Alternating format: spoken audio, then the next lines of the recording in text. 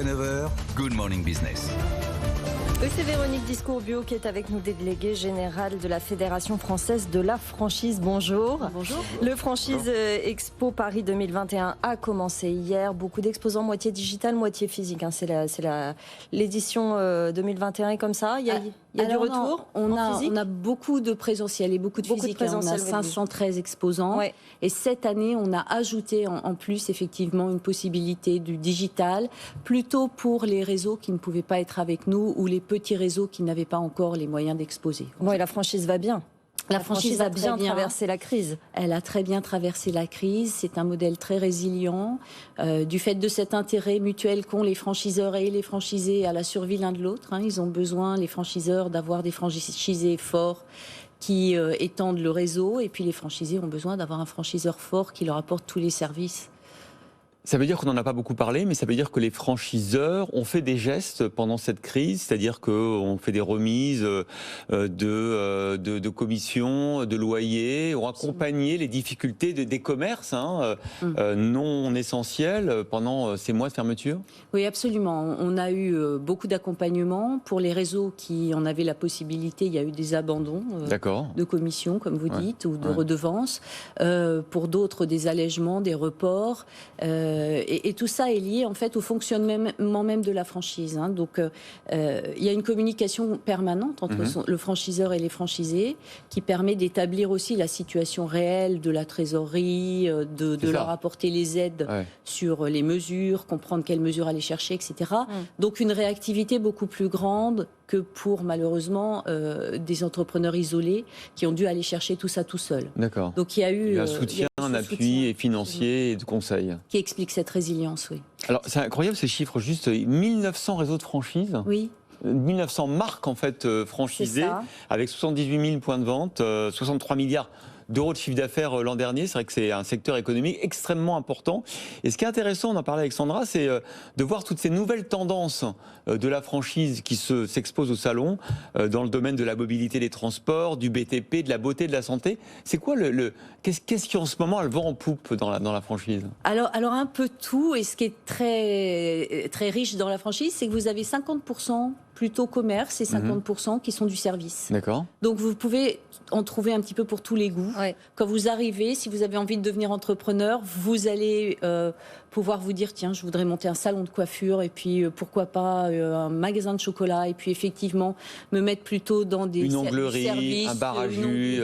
Vous avez de tout et c'est d'ailleurs assez joli puisque je vous invite sur le salon. Les concepts se sont reproduits sur le salon. Donc vous vous imaginez déjà rentrer dans le magasin, dans votre entreprise, dans votre magasin. Il faut que ça attire le regard, évidemment. Ce qui est très intéressant, c'est que ça accompagne parfaitement une tendance qu'on constate nous sur ce plateau, le changement de vie, le changement géographique, la volonté de quitter le salariat. La franchise, ça vous amène tout sur un plateau et notamment aller dans un domaine que vous ne connaissez pas. Il y a des formations. Absolument. En fait, c'est basé sur le fait que la tête de réseau vous amène un concept et un savoir-faire. Donc en fait, vous pouvez arriver d'un secteur tout autre, mais vous intégrer dans un secteur dont vous avez rêvé depuis longtemps parce que vous allez avoir une formation.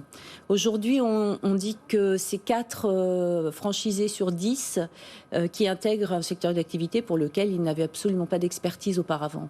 Donc ça permet aussi de se délocaliser géographiquement. Oui. On est dans une période où il y a beaucoup de gens qui se sont posé des questions sur l'intérêt de rester dans des métropoles. Et aujourd'hui, les entreprises franchisées sont installées pour un tiers dans des villes de moins de 20 000.